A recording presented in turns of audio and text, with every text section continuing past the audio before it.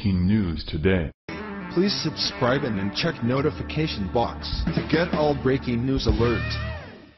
On Tuesday, infamous radio host Rush Limbaugh discussed the alleged sexual assault of Beverly Young Nelson by Alabama GOP Senate candidate Roy Moore in 1977.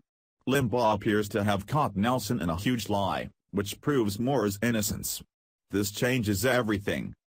According to Nelson, she was waiting tables in 1977, when her boyfriend didn't show up to give her a ride home after her shift. Roy Moore allegedly offered to give her a ride but instead took her to a dark, deserted area of a parking lot, where he began to grope her and tried to force her head onto his crotch, CNN reported. A woman on Monday accused Roy Moore of attempting to rape her when she was 16. Beverly Young Nelson is the fifth woman to accuse the Alabama Republican candidate for Senate of sexual misconduct and the first woman to accuse him of attempted rape. During a press conference with attorney Gloria Allred, Nelson said Moore trapped her in his car 40 years ago, choked her, and tried to take off her clothes before she fought him off. Nelson said she first met Moore at the Oldie Hickory House restaurant in Gaston, Alabama, where she said she began working at age 15. Nelson claims that she was unable to escape the car when Moore gave her a ride one evening because the doors were locked and she could not unlock them from the inside. However, Limbaugh found this version of events to be problematic for one reason in particular. Child locks, the mechanisms installed in vehicles to protect children from being able to open a door while the car is moving, did not come into circulation until the early 1980s. Nelson claims she was assaulted in 1977. Alabama Senate candidate Roy Moore is denying that he ever met the woman who on Monday accused him of sexually assaulting her in a diner parking lot in 1977 when she was an underage teenager, calling her allegations absolutely false, despite his apparent signature in her high school yearbook, said Limbaugh. This is 1977?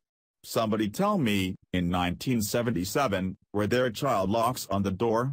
Asked the radio host. In other words, could the driver push a button that would make sure all windows and doors could not be opened? Was that present in 1977, because she says she couldn't get out? But did child locks, were they in 1977 vehicles? Limbaugh furthered.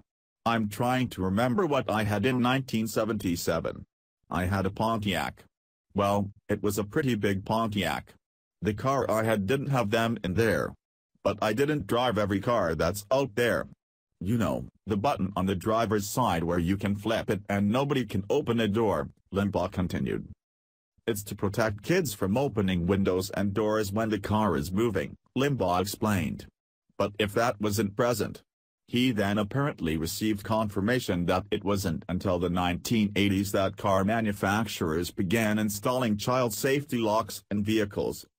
They've been in the automobile since the early 80s, said Limbaugh. Cars began to be built with the child lock feature in the early 80s, he reiterated. So it might be safe to assume that the door she was sitting next to she could have unlocked it, unless Roy Moore had a special custom lock called the female anti-escape lock on the passenger side of the front seat of his car, he concluded sarcastically.